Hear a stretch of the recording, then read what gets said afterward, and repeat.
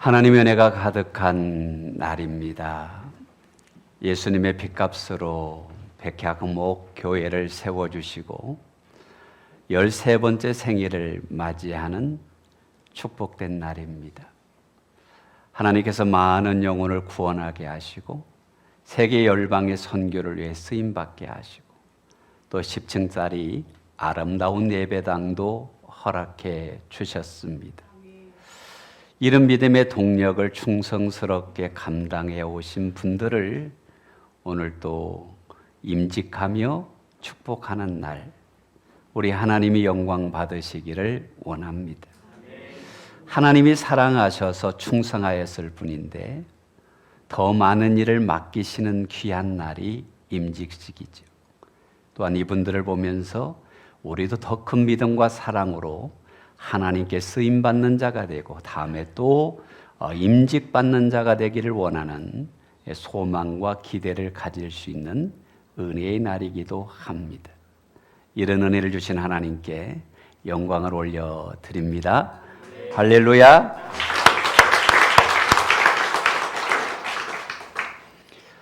로리스 허츠는 누가 내 생각을 움직이는가라는 책에서 이런 이야기를 했습니다.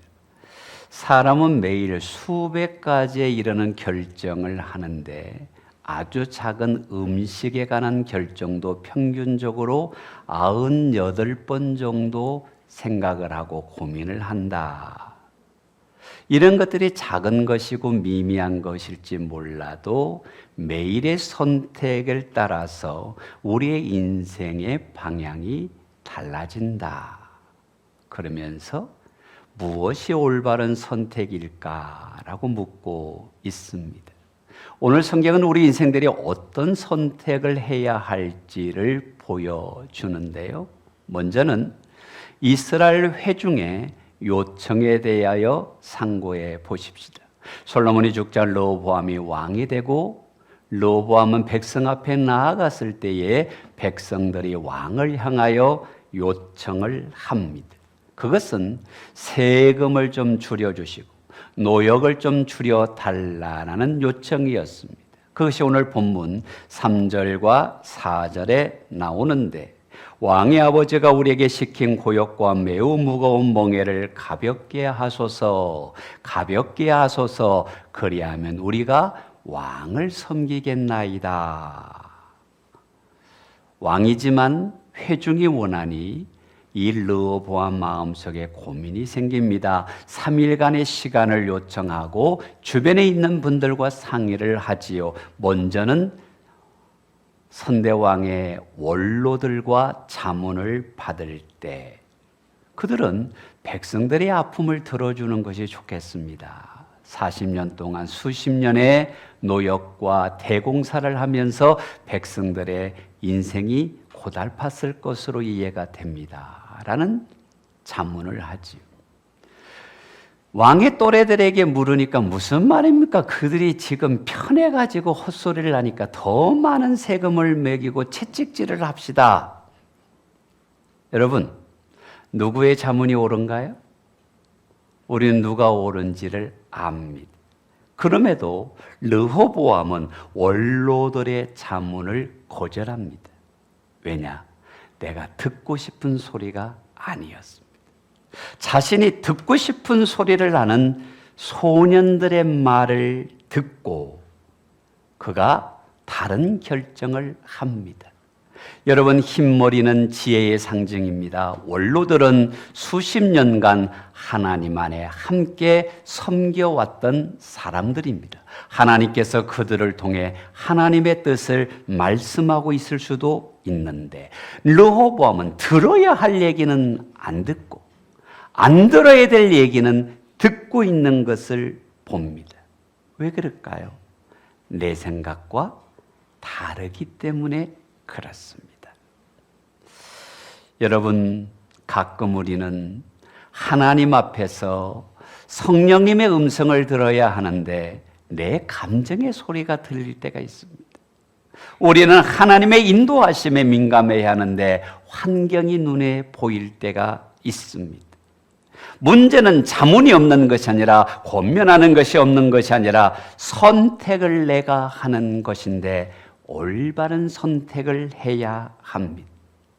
주변의 달콤함이 문제가 아니라 쓴소리라 할지라도 바른 것을 선택해야 합니다. 내 취향이 아니라 내가 가고 싶은 것이 아니라 하나님의 이끄심이 무엇인가를 분별해야 합니다. 그런데 르호보암은 듣고 싶은 소리를 듣습니다. 그 결과가 참담합니다. 나라가 분열됩니다. 10개 지파가 독립을 내버립니다. 이제 2 지파의 왕으로 쪼그라드는 왕국이 됩니다.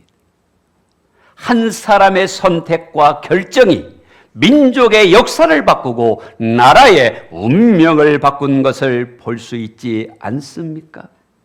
여기에서 하나님은 우리에게 묻습니다.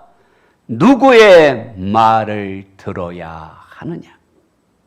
내가 선택해야 될 말은 누구의 말이냐?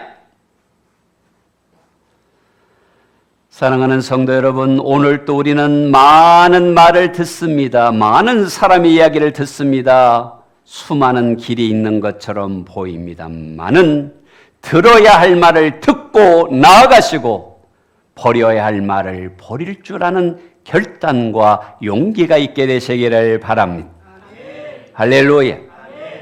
저는 성경을 읽으면서 좀 의아한 것이 있습니다. 솔로몬 시대에 예루살렘에 수천 개의 산당이 생겼습니다. 우상을 숭배합니다. 믿음이 무너집니다. 그러면 이스라엘의 수많은 믿음 좋은 사람들이 새로운 왕이 됐으니까 왕이시여, 이제 우리가 우상을 어떻게 하면 척결할 수 있겠습니까? 어떻게 하면 산당을 무너뜨려야 되겠습니까? 라는 말이 먼저여야 될 것 같은데, 수많은 제사장이 있고 레위인들이 있고 선지자들이 있지만 한마디도 이런 경각심이 없습니다. 오직 경제, 세금을 줄여달라, 먹고 사는 것이 초점인 것을 보게 됩니다. 여러분, 이것은 과거와 오늘이 다르지 않습니다. 많은 사람들이 부요함과 평안함과 복이라는 데 관심이 있지만 내가 어떻게 하면 하나님이 원하는 킹덤, 하나님의 나라, 이것을 이룰까에 주목하는 분이 많지 않다라는 사실입니다. 하나님이 은혜 주셔서 이 나라가 부강한 나라가 되고 단에서부터 부엘세바에 이르기까지 복받는 나라가 되고 애국부터 저 높은 곳까지 조공을 받는 나라가 되었는데, 그 하나님의 영광이 떠나가고 있는데, 그 하나님의 복이 떠나가고 있는데, 지금 우리의 먹고 사는 문제, 세금만을 이야기하고 있는 이스라엘, 여기서 우리가 무엇을 배워야 할까요? 여러분, 우리는 물질의 평안함보다, 인생의 부유함보다 하나님이 먼저여야 합니다. 그러기에 예배하고, 그러기에 묵상하고, 그러기에 그리스도의 삶을, 제자의 삶을 따르는 삶을, 주님을 기쁘시게 하는 삶을 살아가는 줄로 믿습니다. 본질이 아닌 것에 주목하지 마시고 우리 인생의 본질, 하나님의 나라를 바라볼 수 있는 그는 하나님의 사람들이 되기를 주님의 이름으로 축복합니다. 두 번째로 백성들의 요청은 마음을 알아달라라는 것이었습니다. 사실 이스라엘 백성들의 요청은 무리한 것이 아니라 그동안 나라를 위하여 성전을 건축하고 왕궁을 건축하고 수많은 성읍을 만들고, 여러분, 수많은 방어 진지를 만들고, 솔로몬 시대에 부흥을 했지만 지금처럼 중장비가 뛰어난 시대가 아니기 때문에 백성들이 순번을 정해가면서 이것을 감당해야 했습니다. 그들도 농사를 지어야 하고 생업도 있고 수많은 일들이 있지만 나라를 우선해서 살았던 충성된 백성들이었습니다. 그런데 오랜 세월 너무 힘들다라는 것입니다. 이제는 새 왕이 되었으니 우리들의 마음을 좀 살펴주세요, 할 만한 이야기였습니다. 여러분, 7절 말씀을 보세요. 그리고 백성들이 왕에게 요청합니다. 7절, 왕이 만일 오늘 이 백성을 섬기는 자가 되어 그들을 섬기고 좋은 말로 대답하여 이르시면 그들이 영원히 왕의 종이 되리이다. 여기서 중요한 포인트가 있습니다. 왕이시여 군림하는 자가 아니라 섬기는 자가 되어 주십시오. 그러면 우리도 종이 되어서 왕을 섬기는 자가 되겠습니다.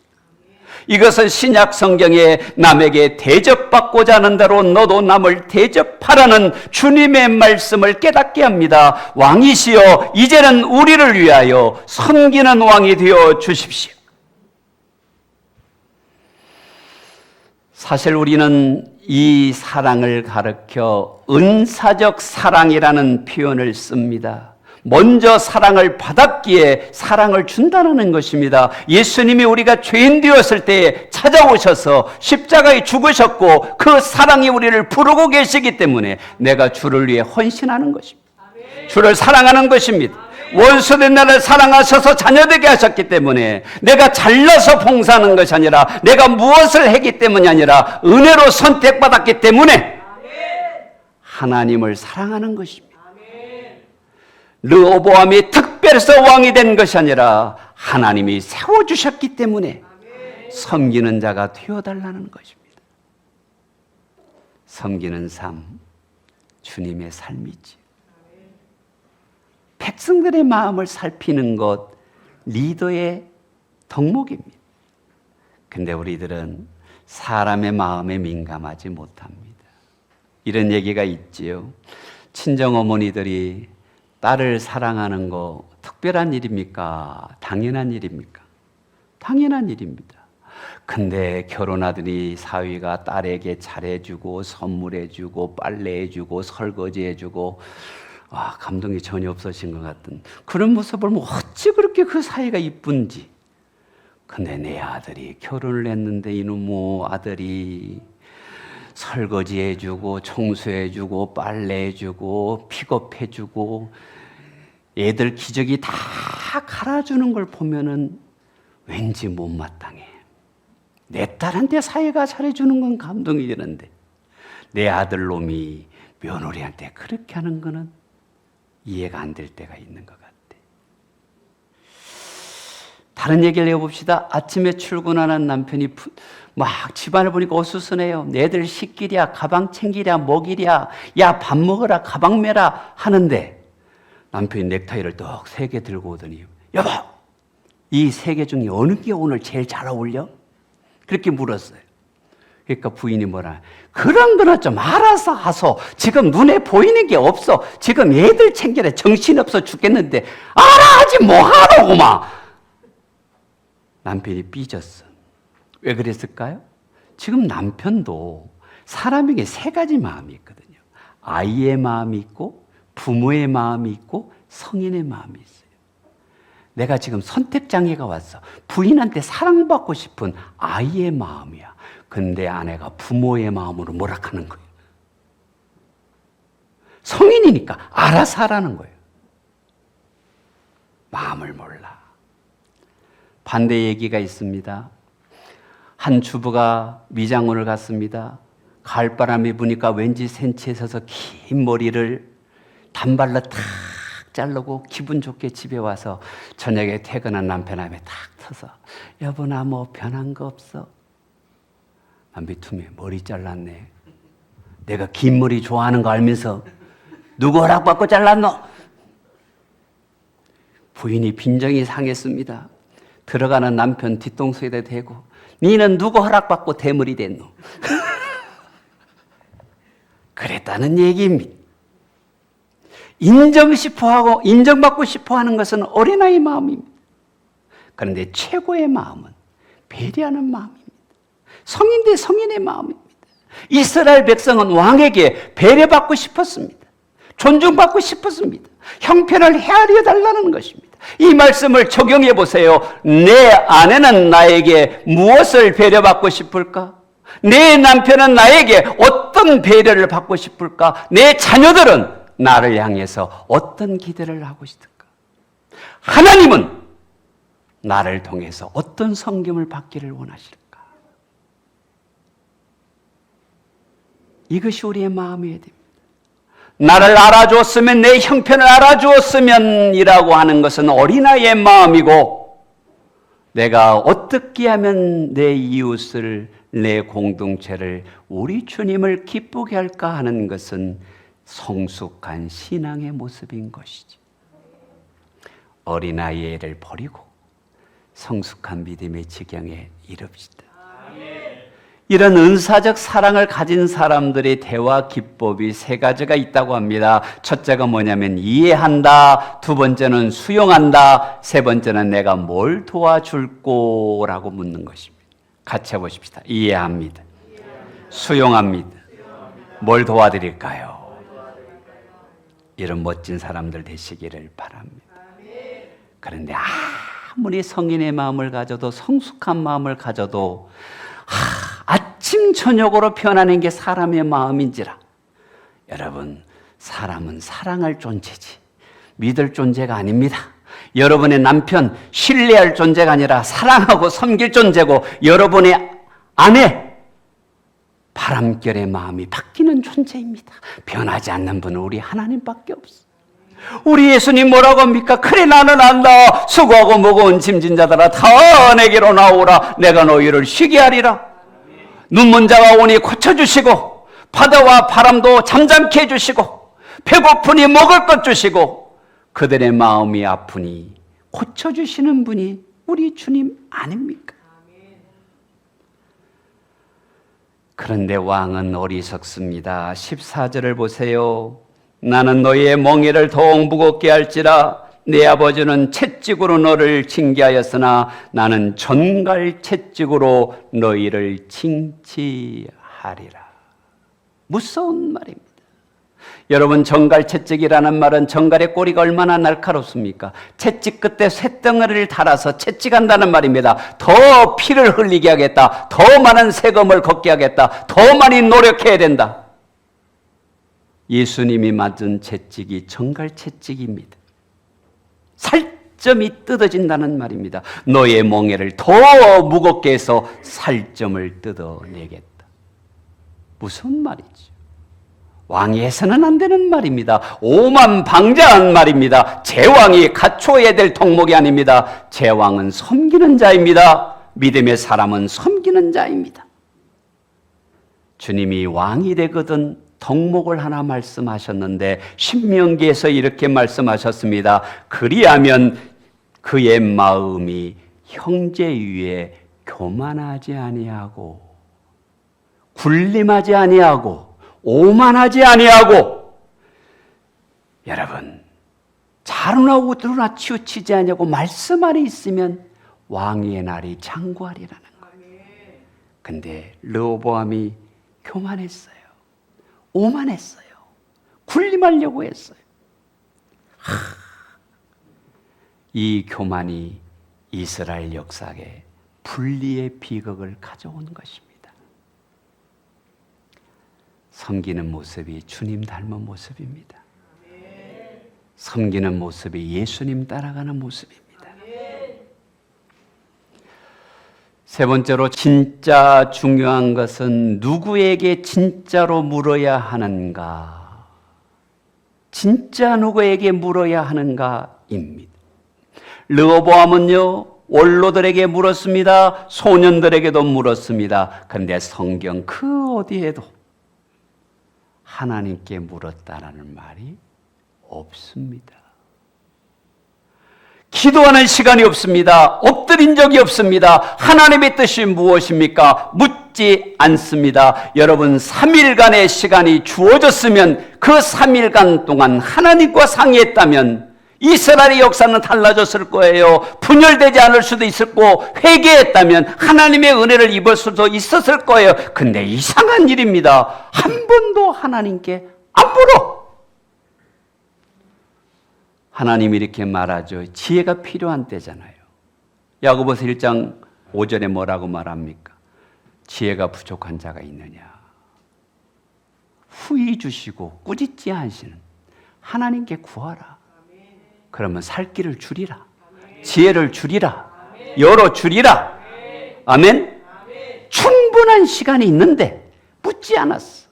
여러분, 반면에 구약의 에서들을 한번 생각해 보세요. 3일의 시간 동안 금식하면서 하나님 은혜 달라고, 하나님 이 민족 살려달라고, 하나님 지혜를 달라고, 내 입술이 지혜를 감당할 수 있게 해달라고 기도하면 무릎 꿇으니 역사가 달라지잖아요.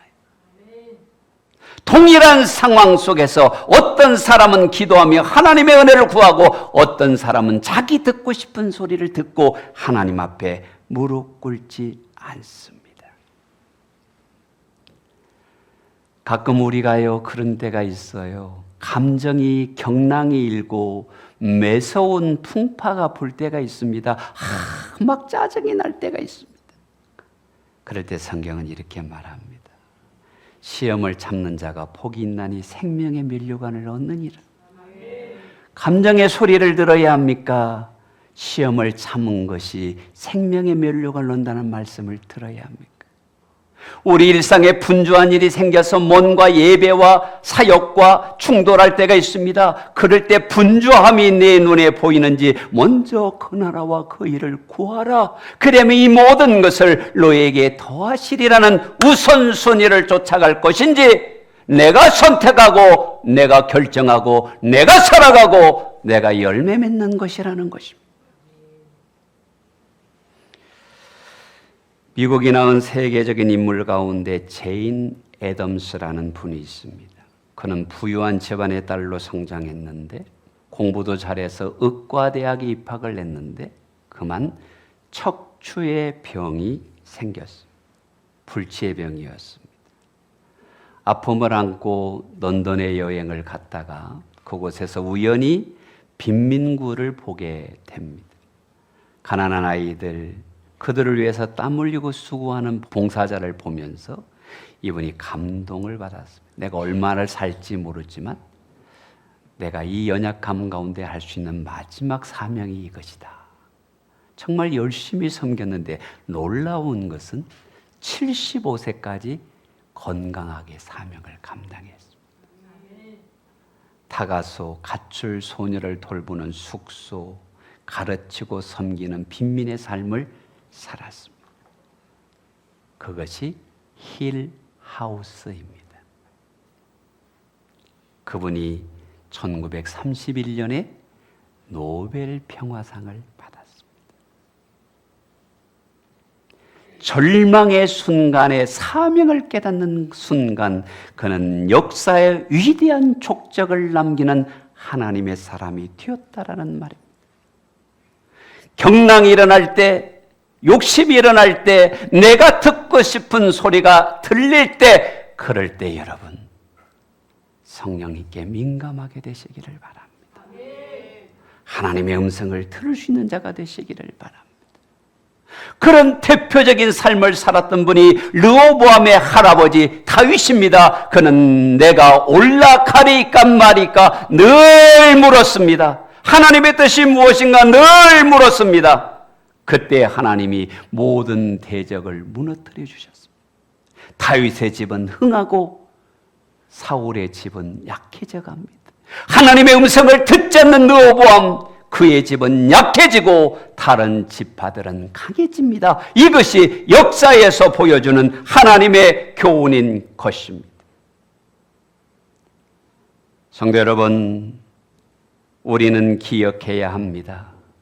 어떤 상황 속에서도 하나님의 이끄심에 민감한 복된 자들이 되시기를 바랍니다. 그러면 이 르호보암이 좀 민감해야 하는데 철딱서니가 없어서 세금을 징수하러 관리자를 보냅니다. 근데 백성들이 그 관리자를 죽이고 르호보암은 예루살렘으로 도망을 가는 자가 됩니다. 경험을 했으면 반성을 하고 변화가 돼야 되는데, 사건을 만났으면 하나님 앞에 돌아서야 하는데 마치 이런 사람인 것 같습니다.